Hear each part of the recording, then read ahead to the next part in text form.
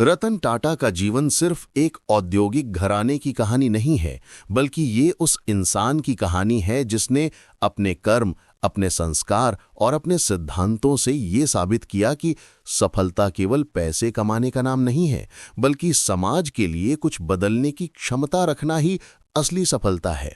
रतन टाटा का जन्म 28 दिसंबर 1937 को मुंबई में हुआ। वे टाटा परिवार से संबंध रखते थे, लेकिन उनके बचपन में ही माता पिता का अलगाव हो गया था। उनका पालन पोषण उनकी दादी लेडी नवाज़बाई टाटा ने किया। बचपन में ही उन्होंने जीवन के संघर्ष को बहुत करीब से देखा। ये वही दौर था जब उन्होंने समझा कि इंसान की पहचान उसकी परिस्थिति से नहीं, बल्कि उसके दृष्टिकोण से बनती है।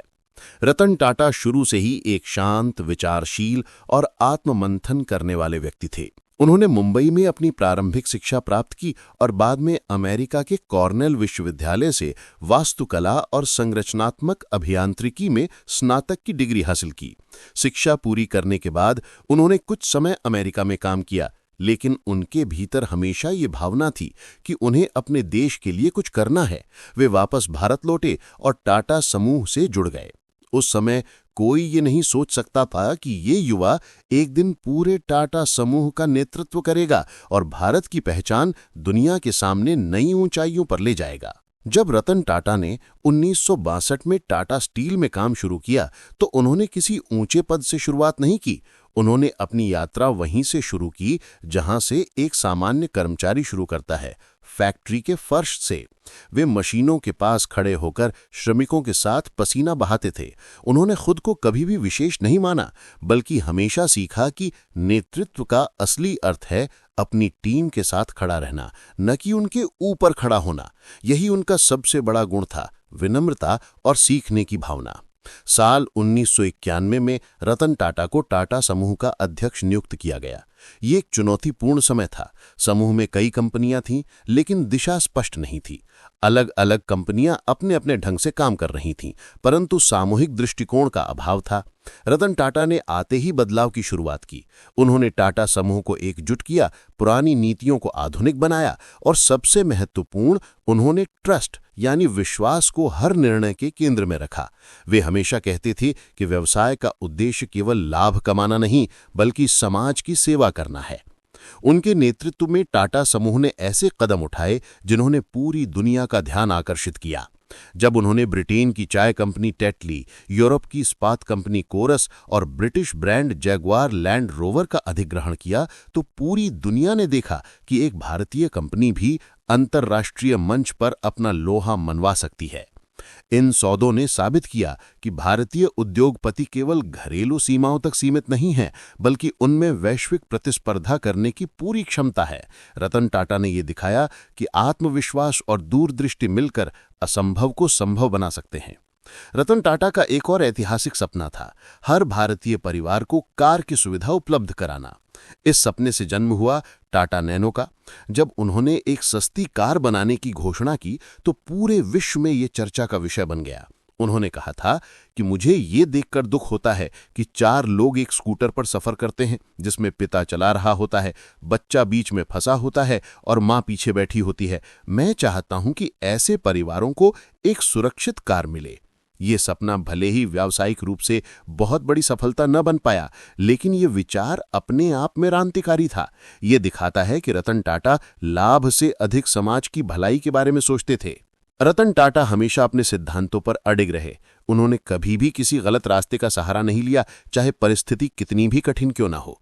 26/11 मुंबई हमले के दौरान उन्होंने जो करुणा दिखाई, वो आज भी लोगों के दिलों में दर्ज है। उन्होंने न केवल अपने होटल कर्मचारियों की मदद की, बल्कि उन परिवारों को भी सहायता दी जो इस हमले में घायल या शहीद हुए। उनके लिए इंसानियत किसी भी व्यावसायिक उपलब्धि से कहीं ज्यादा महत्वपूर्ण थी। उनकी ये सोच थी कि यदि आप तेज चलना चाहते हैं तो अकेले चलिए, लेकिन अगर आप दूर तक जाना चाहते हैं तो सबको साथ लेकर चलिए। यही कारण है कि उनके नेतृत्व में टाटा समूह केवल एक कंपनी नहीं रहा, बल्कि ये एक भावना बन गया, विश्वास, गुणवत्ता और भारतीयता की पहचान। रतन टाटा ने अपने जीवन में असफलताओं का सामना भी किया। जब नैनो परियोजना उम्मीदों पर खरी नहीं उतरी तो बहुत आलोचना हुई, लेकिन उन्होंने कभी भी हार नहीं मानी। वे कहते थे कि कोई भी लोह को नष्ट नहीं कर सकता, उसे उसकी अपनी जंग नष्ट करती है। उसी तरह कोई भी इंसान को नष्ट नहीं कर सकता, उसे उसका अपना नकारात्मक सोच नष्ट करता है। इस विचार ने उन्हें हर बार कठिनाइयों से उभरने की शक्ति दी। उन्होंने सीखा कि असफलता अंत नहीं होती, बल्कि ये एक नया आरंभ होती है। रतन टाटा ने कभी विवाह नहीं किया, लेकिन उन्होंने हमेशा कहा कि वे अकेले जरूर हैं, परंतु अकेलापन महसूस नहीं करते। उनके लिए जीवन का उद्देश्य स्वयं से अधिक समाज के लिए कुछ करना था। वे हमेशा विनम्र और जमीन से जुड़े रहे। वे करोड़ों के मालिक होकर भी एक सामान्य व्यक्ति की तरह सरल जीवन जीते हैं। उनके पास कोई दिखावा नहीं, कोई अहंकार नहीं। यही कारण है कि वे केवल एक उद्योगपति नहीं, बल्कि एक आदर्श बन गए हैं। उन्होंने अपनी संपत्ति का लगभग 60% हिस्सा टाटा ट्रस्ट्स को समर्पित किया है, जो भारत के शिक्षा, स्वास्थ्य, ग्रामीण विकास और नवाचार के क्षेत्र में कार्यरत हैं। जब उन्होंने टाटा समूह का नेतृत्व छोड़ा तो उन्होंने भी युवाओं को प्रेरित किया कि वे अपनी सोच को सीमित न रखें। उन्होंने कहा था कि मैं उन चीजों को देखना चाहता हूं जो आज तक किसी ने नहीं देखी, और उन सपनों को पूरा करना चाहता हूं जिन्हें लोग असंभव मानते हैं। रतन टाटा की जीवन यात्रा हमें ये सिखाती है कि नेतृत्व केवल पद नहीं, बल्कि जिम्मेदारी है। उन्होंने दिखाया कि सफलता का अर्थ केवल अपने लिए नहीं, बल्कि दूसरों के लिए कुछ करना है। उन्होंने सिखाया कि व्यावसायिकता और मानवता साथ साथ चल सकती हैं। उन्होंने बार बार कहा कि मैं सही निर्णय लेने में विश्वास नहीं रखता, मैं निर्णय लेता हूं और फिर उन्हें सही बनाता हूं। ये एक ऐसा दृष्टिकोण है जो हर व्यक्ति को अपने जीवन में अपनाना चाहिए। उनकी विनम्रता और ईमानदारी का एक उदाहरण ये भी है कि उन्होंने कभी खुद को किसी पुरस्कार से ऊपर नहीं समझा। जब उन्हें भारत रत्न देने की चर्चा चली तो उन्होंने कहा कि मैं केवल वो व्यक्ति हूं जिसने अपना कर्तव्य निभाने की कोशिश की। उनकी ये सादगी ही उन्हें महान बनाती है। रतन टाटा की सोच हमेशा भविष्य की ओर रही है। वे नई पीढ़ी को हमेशा प्रेरित करते हैं कि जोखिम लेने से मत डरो। वे कहते हैं कि जिंदगी में कुछ गलत होने से मत डरो, अगर आप कुछ नहीं करेंगे तो कुछ भी नहीं बदलेगा। ये कथन हमें ये याद दिलाता है कि जीवन में सबसे बड़ा रिस्क है कोई रिस्क ना लेना।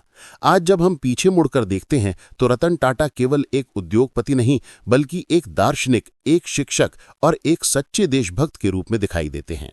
उन्होंने ये साबित किया कि आप चाहे कितने भी बड़े बन जाएं, इंसानियत हमेशा सबसे बड़ी चीज होती है। उन्होंने हमेशा कर्म को प्राथमिकता दी, परिणाम को नहीं। उन्होंने ये दिखाया कि सच्चा नेता वही होता है जो अपने लोगों के बीच चलता है, उनके साथ खुश होता है, उनके साथ दुख झेलता है। रतन टाटा का जीवन हमें ये प्रेरणा देता है कि अगर हम में जुनून, ईमानदारी और मानवता हो तो कोई भी मंजिल असंभव नहीं है। उन्होंने हमें ये सिखाया कि सफलता का असली अर्थ है लोगों के दिल जीतना, न कि केवल बाजार। उन्होंने अपनी पूरी यात्रा में ये दिखाया कि व्यावसायिकता और मानवता साथ साथ चल सकती हैं। तो दोस्तों, अगर आप अपने जीवन में कुछ बड़ा करना चाहते हैं, अगर आप अपने सपनों को हकीकत बनाना चाहते हैं, तो रतन टाटा की तरह सोचिए, सीमाओं से परे, सिद्धांतों के साथ और समाज के लिए।